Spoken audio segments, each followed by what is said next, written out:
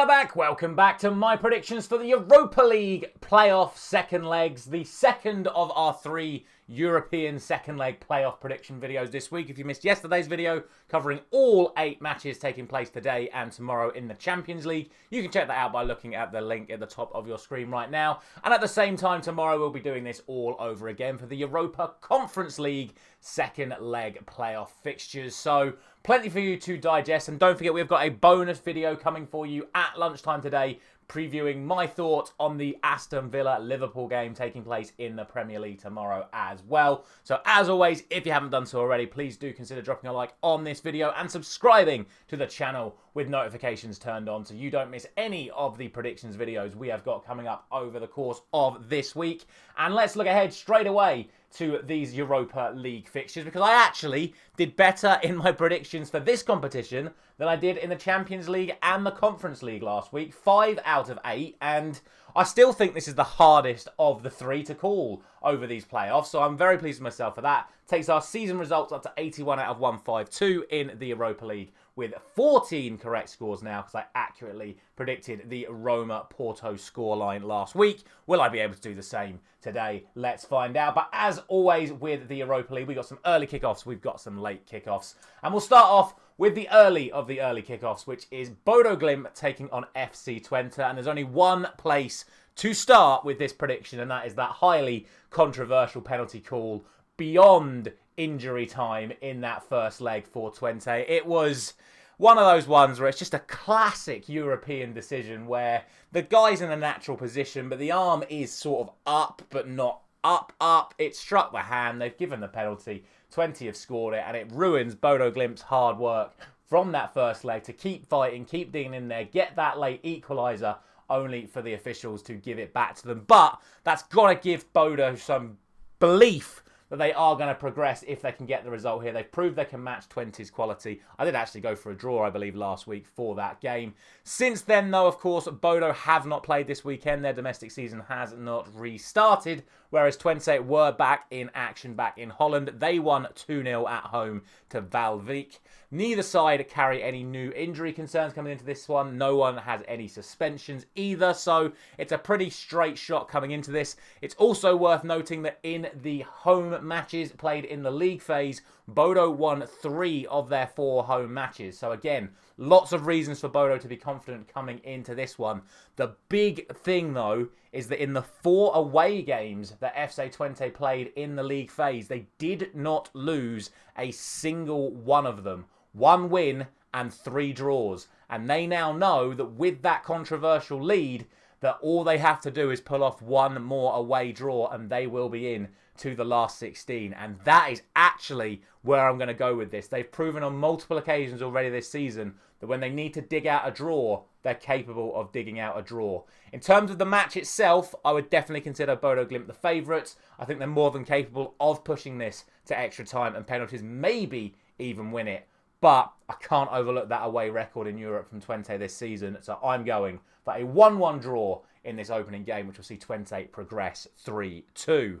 Then we move off to FCSB. They are once again taking on PAOK. And for the second time this season, FCSB won away to PAOK. And for the second time this season, a red card was involved. This time for a PAOK player, not an SB player. It was Tyson who got the red card. And at that point in time, it looked like PAOK were going to move on through playing very, very well. But that sparked the comeback from SB, who then obviously turned it round with the 2-1 win.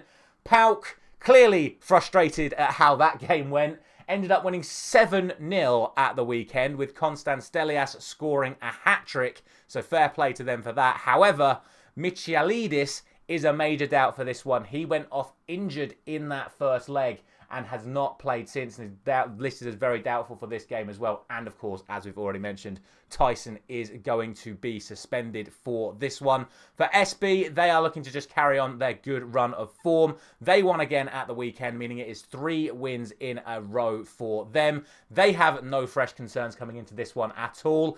As I said last week, I would still consider PAOK to be the favourites for this match, just sort of as the one-off. Definitely not for the overall tie, considering that they are losing and they are away. I would consider them the favourites, but SB, time and time again throughout this tournament so far, have proven that they have got enough to get themselves over the line. And that's where I'm going again. I'm going to go for the exact same scoreline I went for last week. I'm going to go for a 1-1 draw, meaning that SB qualify. But we've seen it enough. I think this is another one that has a pretty decent chance of potentially going all the way through to penalties. But I still think SB are going to get the job done. 1-1, 3-2 on aggregate. Now we come to what I think could end up being the most dramatic tie of the night on Thursday. Galatasaray are 4-1 down to AZ Alkmaar. I accurately predicted that AZ would get the win in that opening leg, and my reasons were that Osimhen, Torreira and Sanchez were all suspended, and it was an opportunity for AZ to capitalise, and capitalise they did, winning 4-1, albeit after Galatasaray decided to get another person taken out. This time it was Ahan. He got himself a red card, meaning that he is suspended for this game. But of course, Osimhen, Torreira and Sanchez are all back and available. The bad news is that AZ were actually given the weekend off in Holland this weekend, and the Turkish FA made Galatasaray play literally last night. They played on Monday night ahead of a massive game in Europe on Thursday. Clearly, they've not been watching what the other countries do in terms of looking after their teams going into a European game. The good news is that no fresh injury concerns came out of the game that was played last night for Galatasaray, although over the course of the last week, Alvaro Morata has picked up a hamstring injury, so he will be missing. But like I say, Osimhen will be back up front. He scored twice in that game last night. Obviously, because AZ had no game at the weekend, they come into this with no fresh injury concerns. I absolutely categorically expect Galatasaray to win this game on the night, but the reason why I think this could be so entertaining is because they genuinely could pull this all the way back. I'm not quite convinced they're going to, though. I would expect AZ to score. Galatasaray, despite how many goals they tend to score, they do tend to leak goals as well. So considering they're going to have to get 4 goals minimum, I think, to force extra time on penalties, I still think AZ are going to go through. I'm going to go for 3-1, but watch this space. Could be an absolute epic if Galatasaray can start picking up goals early. Finally, in terms of early kickoffs then, we have Roma taking on Porto, as I accurately predicted, a 1-1 draw in their first leg match. And then they both went on to get 1-0 away wins at the weekend, which is a great result for Porto because, as we know, they were in desperate need of results. Bizarrely, Porto are actually now 6 games unbeaten, but at the same time have only won 2 in 12. So, naturally, of course, that's 4 draws in those last 6 games. So, it's a weird one for them at the moment. They're starting to build momentum back up, but it's not quite there yet. For Roma, obviously, with their victory, it's back-to-back decent results for them. They're on a pretty good run of form. But Paulo Dybala did go off injured in the first leg, and he missed their game at the weekend as a precaution. It's currently unclear whether or not he is going to be available for this one. And of course, Roma are going to be without Cristante as well. He was sent off in that first leg, whereas Porto come into this with no fresh concerns whatsoever to speak of. The thing is, though, if you look at their form, we spoke about it in one of the games earlier, when you look at the form of these sides in Europe so far this season, Roma come into this with 3 wins in their home matches, and Porto only have 1 win in their 3 away matches. So, for me, I would expect that form to continue. Roma have been very good in Europe, especially at home this season. Porto still not quite reaching the heights we know that they can. So I would expect Roma to take this one. Still think it'll be close, though. I'm going for a 2-1 victory to AS Roma, meaning that for the 3rd time already, I've gone for a 3-2 win on aggregate overall. That then takes us to the later kickoffs, and the first 2 of the later kickoffs are probably a little bit more done than some of the other ones we have mentioned so far. And the first of those is Ajax taking on Union Saint-Gilloise. And for Ajax, they just keep rolling and rolling and rolling. 5 wins in a row for them. They are now clear at the top of the Eredivisie with PSV drawing, as we mentioned in the Champions League video yesterday. And of course, that includes winning 2-0 over Union away last week. And they won 4-0 at the weekend as well. For Union, they once again lost at the weekend and again without scoring, this time to Midtjylland. Although, to be fair to them, they did make a few changes for that match with this second leg in mind. But the form guide is not looking good for the away side at the moment. For Ajax, they're still going to be without Jordan Henderson and Wout Weghorst, but they have no fresh concerns from the first leg or the weekend. For Union, they also have no fresh concerns, and they will be welcoming back their defender Sykes, who was suspended for that first leg. So, who knows? Can they really produce something from this position? I'd be really, really surprised, especially given how well Ajax have been over the course of the last month. I'm backing Ajax to progress from here. They've really got a strong position to start with as well. I'm going for a 3-0 victory to Ajax, 5-0 on aggregate.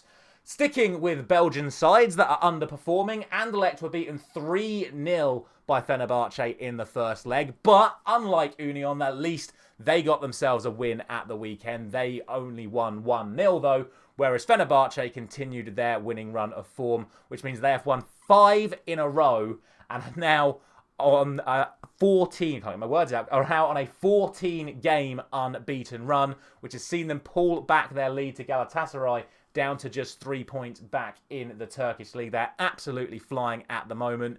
In terms of Anderlecht, though, at least they've got a fair few players back. We spoke about their injury problems coming into that first leg. All but Ashemeru are going to be back and available for Anderlecht for this game. So, potential for them to have a chance of certainly winning this individual match. But this is a Jose Mourinho team in Europe. They're not going to pull back the 3-0 deficit. Could they win on the night? Sure, but I don't even think they'll do that. I think with the 3-0 lead, with Fenerbahce also having players back as well, the only players that I've got listed as missing for them are Soyuncu at the back and Livakovic. But look at the players they signed in January as well. The likes of Skriniar at the back. That's made a massive difference to this winning run that they are on at the moment. I just don't think Anderlecht can really put a glove on them. I really don't. I think we're going to see an absolute vintage Jose Mourinho away performance. Could potentially be 0-0. But I'm going for a 1-0 victory to Fenerbahce to see it off as Anderlecht try to claw their way back. Anderlecht get an early goal. We'll see. Like I say, maybe they win on the night. But they're not progressing. Fenerbahce to go through.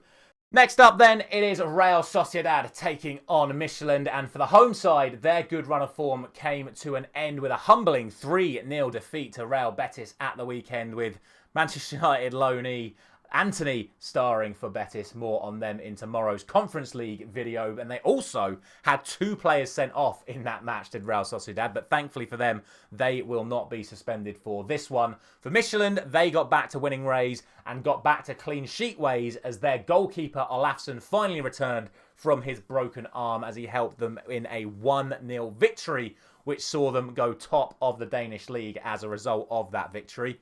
Oliver Sorensen, their young midfielder, he is going to be missing for this one. He picked up an injury over the course of these 2 matches and he is going to be unavailable for them. But the good news for Midtjylland is the majority of those players that we listed last week that were all unavailable, by the looks of it, most of them are going to be fit enough for at least the bench here. So maybe they'll have a few more quality players to call upon.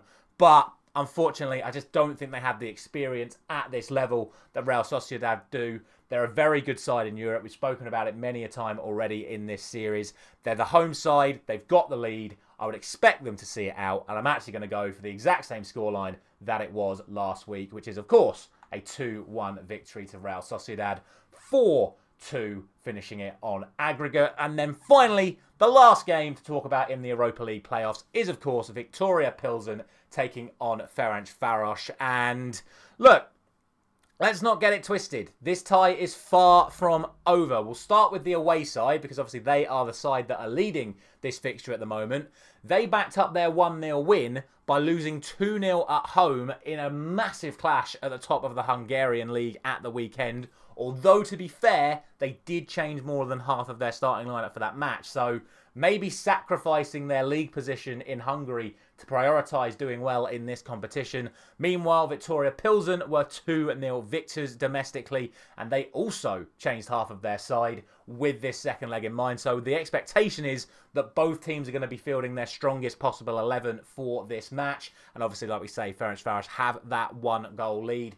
For me, I'll just stand by what I said last week in regards to this fixture. The moment I saw this was going to be the match, I just immediately said this is going to penalties. There is so little to choose between these two sides. You can obviously see as well, they finished 16th and 17th in the table. They're the closest they could possibly be in terms of the actual matchup itself. It was a very narrow 1-0 win for Ferencvaros last week. And the way I look at this tie, I just think it's going to go the exact same way again. So I'm going to go for 1-0 to Viktoria Plzen because, again, the moment I saw this tie, I just thought there's no way this isn't going all the way to penalties. What I would say is when it matters, Ferencvaros do have a relatively good defensive record. So there is definitely a chance that Ferencvaros could hold Viktoria to a 0-0 draw, or maybe then nick it 1-0 like they did in the first leg when Plzen actually need to try and get that goal to force extra time. But I just think they're going to get it. I think this is going to extra time.